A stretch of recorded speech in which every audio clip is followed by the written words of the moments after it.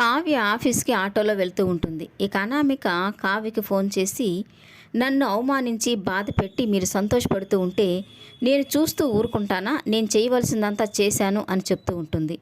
ఇక కావ్య అయితే ఈ అనామిక ఏం చేసింది అని టెన్షన్ పడుతూ ఉంటుంది. ఇక అనామిక అయితే, నన్ను అవమానించి బాధ పెట్టిన దానికి మీకు రిటర్న్ గిఫ్ట్ ఇవ్వాలి కదా, మంచి టైం కోసం ఎదురు చూస్తుంటే ఇప్పుడు నాకు ఆ టైం వచ్చింది. నీ మొగుడొక్కడే అవమానపడి బాధపడితే ఎలా? లైఫ్ పార్ట్నర్వి, నీ మొగుళ్ళో సగ భాగానివి, నువ్వు కూడా వెళ్ళి ఆ బాధని అనుభవించు, షేర్ చేసుకో అని చెప్పి ఫోన్ పెట్టేస్తుంది. ఇక టెన్షన్ పడిపోయిన కావ్య అయితే రాజుకి ఫోన్ చేస్తూ ఉంటుంది. ఇక రాజు ఫోన్ తీయకపోవడంతో కావ్య మరింత టెన్షన్ పడుతూ ఆలోచిస్తూ ఉంటుంది. ఈయన ఫోన్ ఎందుకు లిఫ్ట్ చేయడం లేదు? ఈ అనామిక వల్ల ఏదైనా ప్రాబ్లం వచ్చిందా? ఏం జరిగింటుంది అని ఆలోచిస్తూ ఉంటుంది. ఇక ఆఫీసులో ఉన్న రాజు అయితే వాళ్ళు గుడికి సంబంధించి తయారు చేసిన ఆభరణాలని క్లయింట్ అయిన జగదీష్ చంద్రప్రసాద్కి అప్పగించడానికి అన్నీ వాళ్ళ ముందు పెడతాడు. ఇక గోల్డ్ చెకింగ్ చేసి అతనైతే ఆభరణాలన్నిటినీ చెక్ చేస్తూ ఉంటాడు.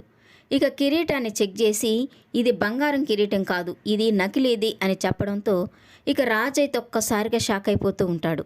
ఇక కోపం వచ్చిన జగదీష్ చంద్రప్రసాద్ అయితే, మీ తాతయ్య నా ఫ్రెండ్ అని మిమ్మల్ని నమ్మి ఇంత పెద్ద కాంట్రాక్ట్ మీకు ఇస్తే ఇంత దిగజారిపోయి మోసం చేస్తారా?